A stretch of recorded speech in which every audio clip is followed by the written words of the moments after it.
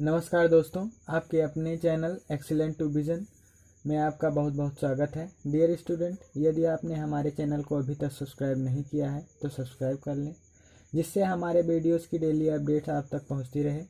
दोस्तों, पिछले लेक्चर में हमने गोलीय दर्पण के बारे में अध्ययन किया था, जिसमें आपने अवतल दर्पण और उत्तल दर्पण के बारे में पढ़ा था। चलिए आज गोलीय दर्पण से संबंधित कुछ परिभाषाओं के बारे में अध्ययन करते हैं। तो जो गोलीय दर्पण से संबंधित परिभाषाएं एग्जाम्स में पूछी जाती हैं वो कुछ इस प्रकार से हैं। वक्रता केंद्र, दर्पण का ध्रुव, मुख्य अक्ष, वक्रता त्रिज्या, मुख्य फोकस और फोकस तल। चलिए एक एक करके स्टडी करते हैं। तो पहली डिफिनेशन आपकी है वक्रता केंद्र।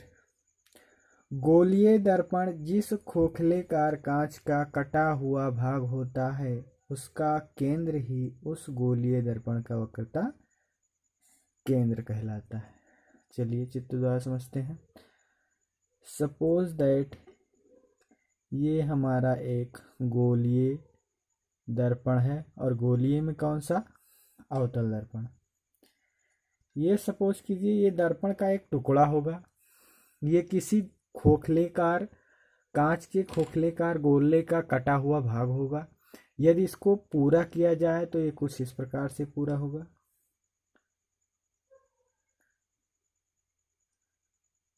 और इसको पूरा करने पर इसका जो सेंटर हमको प्राप्त होगा, यही सेंटर ही इस दर्पण का क्या कहलाएगा? वक्रता केंद्र। इंग्लिश में इसको सेंटर ऑफ कर्वेचर कहते हैं, इसीलिए इसको स्मॉल सी से प्रदर्शित करते हैं। दर्पण है, मिरर इंग्लिश होती है, इसीलिए M1 M2।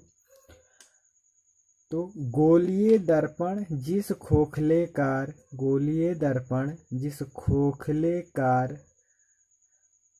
लिख भी लीजिए साथ में, खोखलाकार कांच।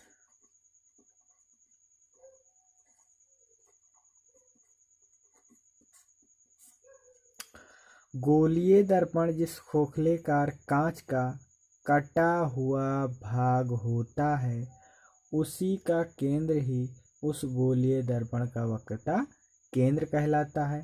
इसे स्मॉल सी से प्रदर्शित करते हैं। इसे स्मॉल सी से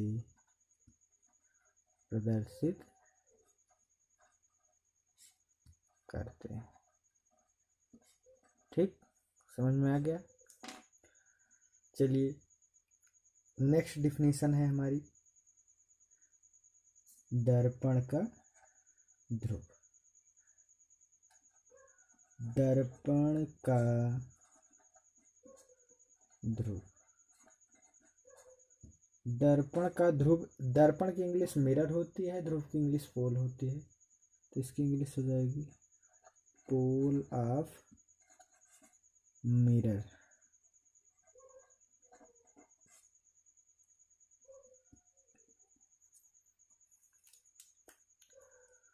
गोलीय दर्पण का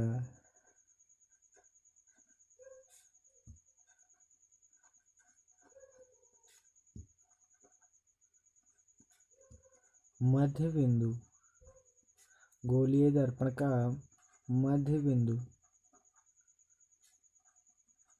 दर्पण का ध्रुव कहलाता है। ये जो दर्पण है, दर्पण का एक चाप की भांति, एक वृत्त के चाप की भांति दिख रहा है आपको। तो इस चाप यानी M1 M2 की जो बीच की दूरी है, इसका जो मध्य बिंदु होगा यही ध्रुव होगा। इसे P से प्रदर्शित करते हैं। ठीक, यानी गोलीय दर्पण का मध्य बिंदु दर्पण का ध्रुव कहलाता है। इसे किससे प्रदर्शित करते हैं दोस्तों? इसे स्मॉल p से प्रदर्शित करते हैं। इसे किससे प्रदर्शित करते हैं? स्मॉल p से। ओके, नेक्स्ट चलिए डिफिनीशन कौन सी होगी? दर्पण का मुख्य अक्ष,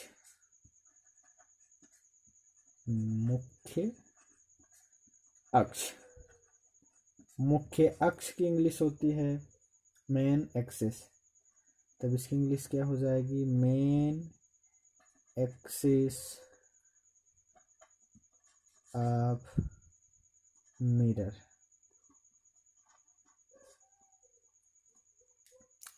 तो मुख्य अक्ष क्या होता है, ये वक्रता केंद्र है, ये ध्रुव है। वक्रता केंद्र और ध्रुव से होकर गुजरने वाली सरल रेखा दर्पण का मुख्य अक्ष कहलाती है। जो रेखा दर्पण के वक्रता केंद्र और ध्रुव से होकर गुजरेगी, और रेखा कैसी होगी, सरल रेखा होगी। तो यानी दर्पण के वक्रता केंद्र और ध्रुव से होकर गुजरने वाली सरल रेखा दर्पण का मुख्य अक्ष कहलाती है। चलिए लिखते हैं, दर्पण के वक्रता केंद्र और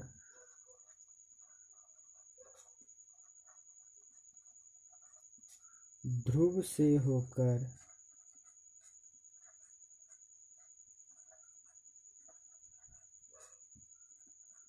गुजरने वाली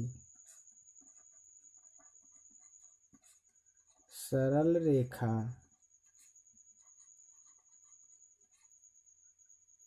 दर्पण का मुख्य अक्ष कहलाती है।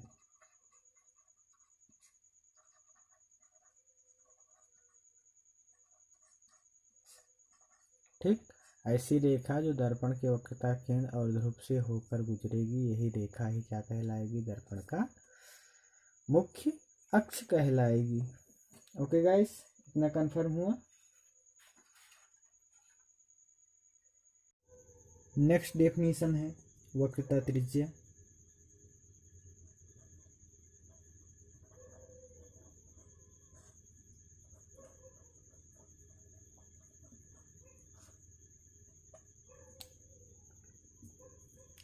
गोलीय दर्पण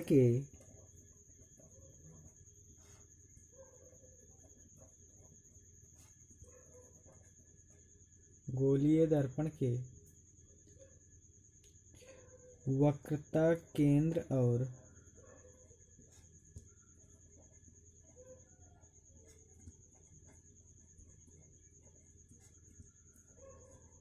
ध्रुव तक के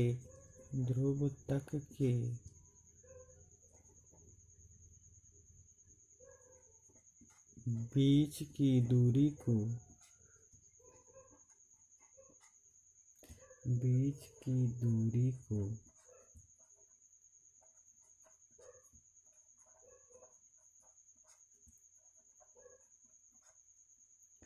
वक्रता त्रिज्या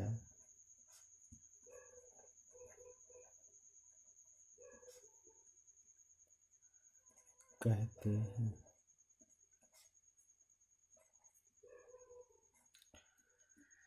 चलिए चित्र के माध्यम से समझते हैं क्या है वक्रता त्रिज्या।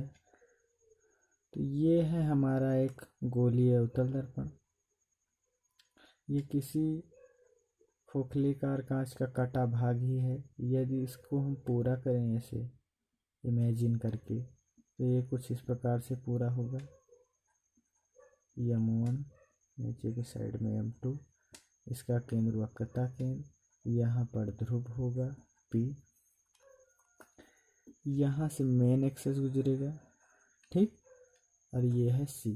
तो वक्रता गोलीय दर्पण के वक्रता केंद्र और ध्रुव तक के, यानी वक्रता केंद्र से लेकर ध्रुव तक की जो बीच की दूरी है, यही क्या कहलाती है, वक्रता त्रिज्या कहलाती है। वक्रता केंद्र और ध्रुव तक के बीच की दूरी को वक्रता त्रिज्या कहते हैं। इसे स्मॉल r से प्रदर्शित करते हैं।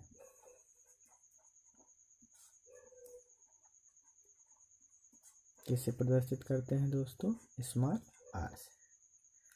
समझ में आया गाइस। नेक्स्ट डेफिनेशन है मुख्य फोकस। दर्पण का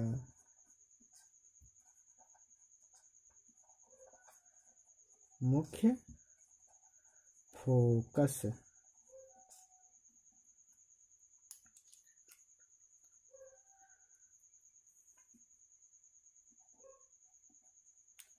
गोलीय दर्पण के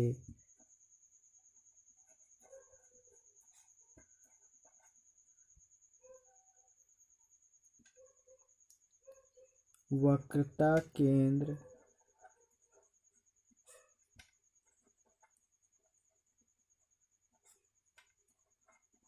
और ध्रुव के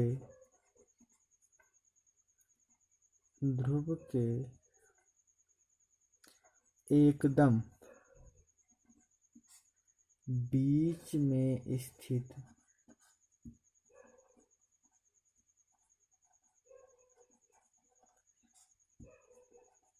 बिंदु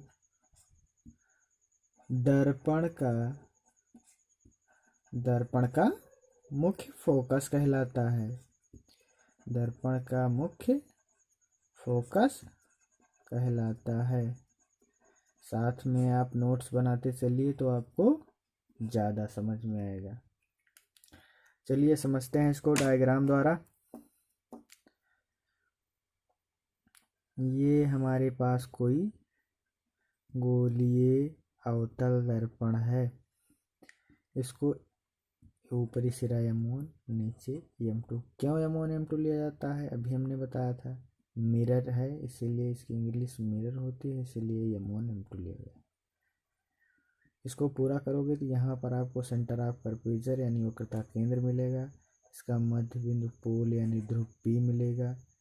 मध्य से गुजरने वाला अक्ष मुख्य अक्ष कहलाता है। ठीक,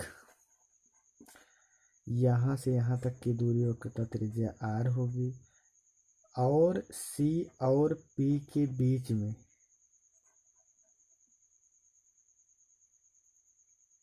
यानी यहाँ से यहाँ तक की जो दूरी होगी यही क्या कहलाएगी, फोकस दूरी कहलाएगी। यानी वह बिंदु फोकस दूरी ये कहलाएगी और जो बीच में बिंदु हमें मिलेगा यही क्या कहलाएगा, फोकस कहलाएगा। तो वक्रता केंद्र और ध्रुव के बीचों बीच में स्थित जो बिंदु होगा यही दर्पण का फोकस यानी F कहलाएगा और फोकस और ध्रुव तक के बीच की दूरी फोकस दूरी कहलाएगी। नेक्स्ट डेफिनेशन है दर्पण की फोकस दूरी, जिसको आप फोकस लेंथ भी बोलते हो इंग्लिश में। तो गोलीय दर्पण के फोकस और ध्रुव तक के बीच की दूरी, यहाँ फोकस है ना, फोकस और ध्रुव तक के बीच की दूरी फोकस दूरी कहलाएगी। गोलीय दर्पण के फोकस व ध्रुव तक के बीच की दूरी दर्पण की फोकस दूरी कहलाती है।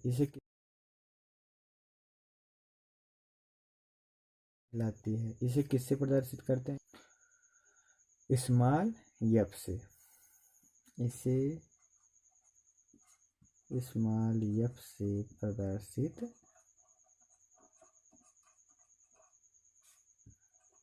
करते हैं।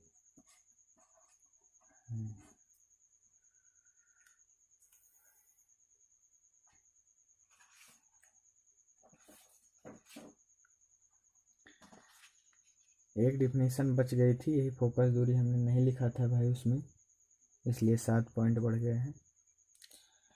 तो नेक्स्ट है फोकस तल, फोकल प्लेन बोलते हैं इसको। दर्पण के फोकस से होकर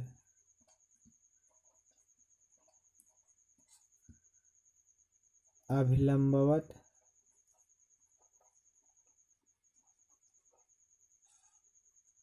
गुजरने वाला तल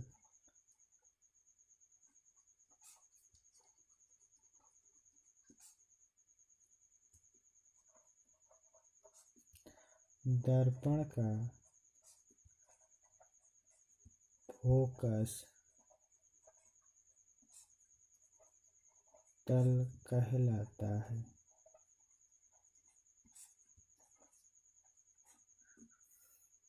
दर्पण के फोकस से होकर अभिलंबवत गुजरने वाला तल दर्पण का फोकस तल कहलाएगा।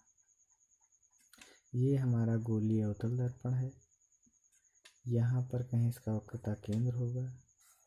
ये मुख्य अक्ष है, यहाँ ध्रुव P होगा। यहाँ पर कहीं पर फोकस होगा मध्य में। इसी से होकर गुजरने वाला जो अभिलंबवत तल होगा यही क्या कहलाएगा, दर्पण का फोकस